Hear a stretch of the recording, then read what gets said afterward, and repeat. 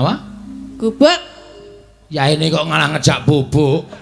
Wah, gubuk asmara kok bobok lho kupinge. Oh kuwi. Kurang ajar to kuwi. Kupinge ngopo? Aku mengarep nekke budeke ndadak tuh.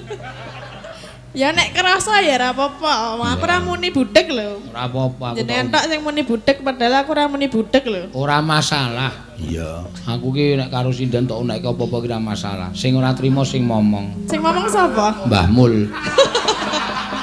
Mbah Mul ki pundi? Ya sak omong-omong aku sing momong ya ora tepung kok. Iya, apa dadak kenalan terus sing momong ora. Iya. Sindan aku nek dalang ki gampang lara. Kula ta? Kandhane. Kula ora ngunekke lho wong nyata wong muni gubuk kok bobok. Kuwi jenenge apa nek ora budek? Nah, kuwi jenenge ya ngunekke to ngono kuwi. Lah ngene apa jenenge? Ya budek tak akoni. Tuli. Selip le ngrungokke selip ora perkara budek. Ya. Nggih, selip, kupinge selip. Dibacutake. Ya. Saiki genti, Mbak.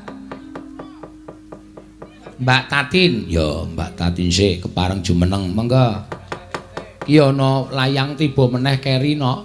Saking Bapak Siadi saking dusun Samban pengen nyekar tembang Caping Gunung. Aja dipleroki, matur suwun. Oh iya. Saking lereng Kendali Sodo gunung. Wah, ngendi, Mak? Embuh aku ya ora dong. Saka Kendali Sodo ki apa Trayanoman sajake. Nek critane ya Sumawana nek ora kliru lho, Nok. Iya, daerah kono. Dhuwur kono, ya. Ya tinembang. Sugeng dalu. Sugeng dalu. Wah, ya iki kejaba Elisa ya iki sing lagi viral, Nok. Iya. Napa? Mbak Tatin iki. Yang menggemaskan. Hah? Yang menggemaskan. Oh, tenan. Aku sing juragamu dhewe pengen napuki kok saking Jenenge ora gemes nek ana kuwi ya. Lah piye? Lah wong gemes ki kadang kala sok nabok, sok njiwit, sok nendang ki mergo gemes. Lah nggih, lumrahe ngenten iku to. Kok napuk? Lah ya saking gemese ro lambemu kuwi lho nek dong kanu fragmen ketoprak jan. Aku gede piye? Iya. Jane ya ora apa-apa, jane ya ora apa-apa ning saking dhek pinter le mendramatisir dadine ya penonton ki kadang kala sok katut emosi. Iya. Ngono ya, Mak. Iya. Nek le ayu ya ayu, nek dandan. Oh. Lah kok nek dandan? Nek ora dandan aja nyawang no. Lah napa nek wonten dandan? Delok we nek. Kok nek wah wis awake ra. Ya mergane jenengan bendina weruh ya. Oh, mergo bendina weruh kuwi. Nggih, nek arang-arang weruh ya paling ora nek. Ya arang-arang sing weruh barang aku ya nek kok ndelokke. Iya. Nek rai rak bendina weruh. Nggih. Lengen bendina weruh. Nggih. Sikil bendina weruh. Nggih. Kaya to, geger kan arang-arang weruh. Iya, iku ya nyatane ya geger kok. Aku nek kon brangkang rak iskari nukokke kursi to, Nak. Wis kaya meja. Ya ning ora apa-apa ya nyatane akeh sing tresna kok. Lah iya. Ayo Tin, nembang. Ya. Napa, Pak? Iki ora njaluk-njalukan sawer-saweran lho, ora ana sawer nang kene. Mboten. Ndak kowe to. Titik-titik njaluk dit, njaluk dit kok nembang njaluk dit. Iya. Lah ono kok. Ana endi? Nek pas ono. Ngene Agnes ditransfer, nggone Elisa diulungke dhewe karo Pak Wakil Bupati. Nggih. Iya. Ayo kowe nek arep golek saweran kono medun panggung ider kono. Engko besek ya. Ayo sinten ya sawer karo nyanyi. Iya. Ora kok njur masrahke aku. Ning kene ora ana. Wondene iki ana iki mergo ana tulisane ngisor kagem Pak Dalang. Iya. Oh, kagem Pak Dalang. Lah iki Pak Dalang nggih purun. Lah ya wong diparingi kok. Lah nggih, Nek tak tolak engko nyepelekke kagem Pak Dalang ora sudi ngono.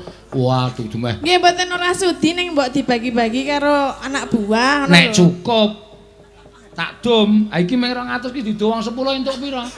Ya nggo kula tok. Wah ya aja kancane Mary. Engko nek ana sing munggah maringi dhewe ya kuwi bejamu. Nek ngene iki tak dom ndak do Mary. Ya. Ya nembang apa kowe? Lah enten pawondutan apa? Sementara iki jenengmu tidak tertera di sini. Iya, tapi maksudnya pawondutannya napa lagune? Ora werna-werna. Ana apa jenenge iki? Gerajakan ana. Ya. Gerajakan wae Mbak Ayu nggih. Oh, Caping Gunung ana. Ning iki Bapak Siadi iki keparenge arep nyekar dhewe jarine. Pengen nyekar piyambak. Oh iya. Oh nggih. Kendel kok iki rasa diterke wis nyekar dhewe. Sakniki napa mengke? Sapa kowe sithik engko bar iki Pak Siadi kuwi. Ya. Kula riyen. Apa? Gubuk nggih. Apa? Gubuk. Ya ini kok ngalah ngejak bubuk. Oh, gubuk asmara kok bobok lho kupinge. Oh kuwi. Kurang ajar to kuwi. Kupinge ngopo? Aku ngarep nekke budheke ndak tak. Ya nek kerasa ya ora apa-apa. Aku ora muni budhek lho. Ora apa-apa aku. Jenengan tok sing muni budhek padahal aku ora muni budhek lho. Ora masalah. Iya. Aku ki nek karo sinden tok nekke apa-apa ki ora masalah. Sing ora trimo sing momong. Sing ngomong sapa? Mbah Mul. Mbah Mul ki pundi? Ya sak omong-omong aku sing momong ya ora tepung kok. Iya, aku dadak kenalan terus sing momong ora. Iya. Sinden aku nekke dalang ki gampang lara. Kula ta? Kandhane. Kula ora ngunekke lho, wong nyata wong muni gubuk kok mbobok. Kuwi jenenge apa nek ora budhek? Nah, kuwi jenenge ya ngunekke to ngono kuwi. Lah ngene apa jenenge? Ya budhek tak akoni. Tuli. Selip ling ngrungokke selip ora perkara budhek. Ya. Nggih, selip, kupinge selip. Wis penok ra apa-apa, diterima-terimake. Sing ra trima sing ngomong. Mbah Mul. Mbah Kasan. Malik meneh. Sing ngomong kok akeh men, ya. Nggih. Bubuk ya kena wis gek omong. Ayo kok nek enggak di banting ambiar. Kuat apa piye? Kuat apa banting aku? Kuat. Ambok ping pindhone kowe nek kon banting kaya ngono kuat aku. Ora kuat ya tak kuat-kuatke to ya. Terus arep ngopo nek dibanting? Ayo banting ambiar ya wis mung dibanting tok. Arep ngopo-ngopo ya ora wani. Kasus malah. Mergane ngapa? Ya banting. Mulai ya. Ya. Nyingkar nyingkur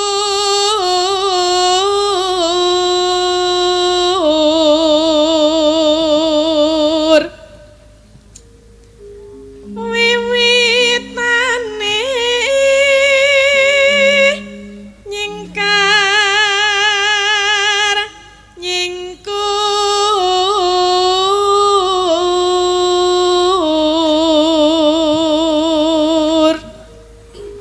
lingsir.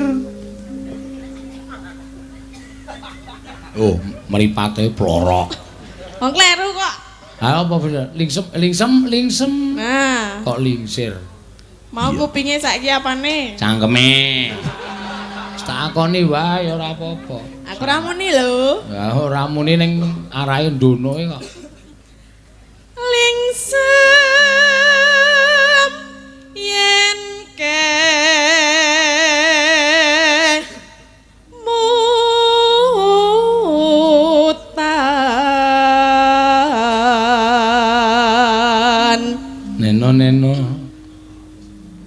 Neno Sesawangan. Kleru meneh. Ya sakaremu wong aku rapal kok. Aku ki ping benerke larase. Lelampahan kang wuri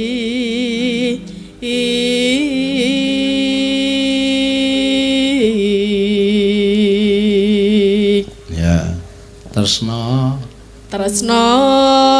tulus nadyan ing gubuk asmara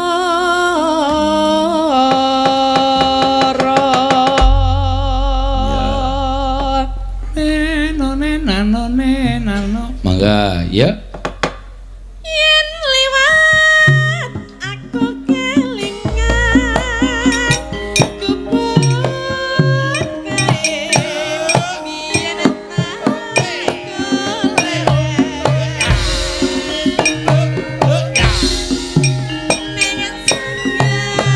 Tanggung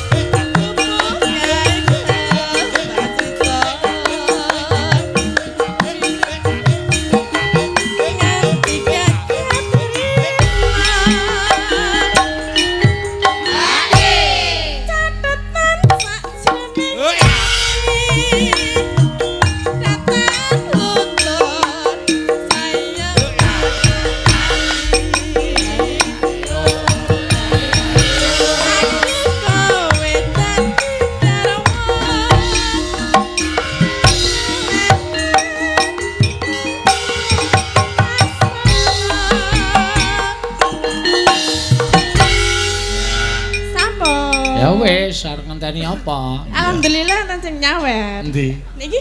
Oh ya syukur. Ya kuwi jenenge bejamu nang kono kuwi. Nggih, matur nuwun nggih Pak. Waos saking sinten mboten ngertos.